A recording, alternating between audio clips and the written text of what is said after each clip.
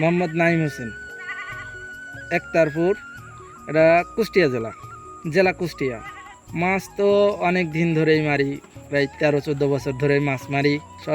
সর্বপ্রথমে তোমার একটা বড়শি লাগবে, বড়শিতে পরে একটা ছিপ লাগবে, ছিপির সাথে সুতা লাগবে, সুতার সাথে কল লাগবে এবং সীসা লাগবে।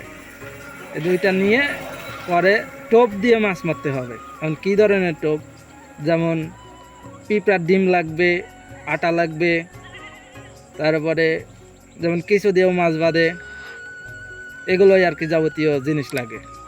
ধৈর্য যেমন চারের উপর ডিপেন্ডস করবে, চারে যদি মাছটা লেগে যায় তাহলে অতি তাড়াতাড়ি মাছটা উঠবে।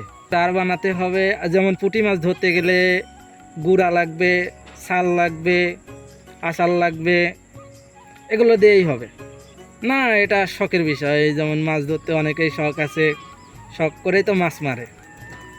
যেমন বড় মাছ রুই আছে, কাতল আছে, জাপানি আছে, তারপরে মিরকে আছে, যেমন তেলাপিয়া আছে, এগুলোই মাছ বাদে আর কি।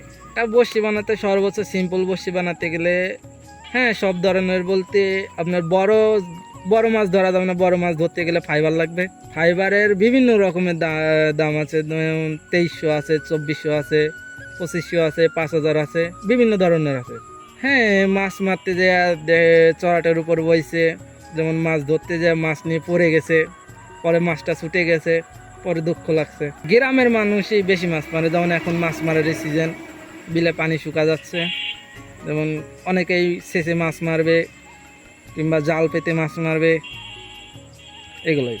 হ্যাঁ, মাছ দেখে বুঝতে হবে যে এই জায়গায় মাছ আছে, কিন্তু পুকুরে চারে যদি মাছ লাগে, বুড়বুড়ি ছাড়ে, তাহলে মনে করবেন যে মাছ আছে, আর যদি না ঠোকায় তাহলে তো মাছ নাই।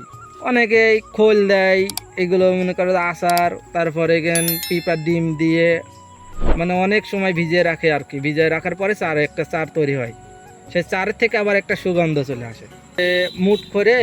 মুঠো করে দিয়ে পানির ভিতরে ছেড়ে দিতে হবে, ছেড়ে দিয়ে 10 মিনিট অপেক্ষা করতে হবে, এরপরে চারে মাছ লাগবে, তারপরে মাছ ধরতে হবে।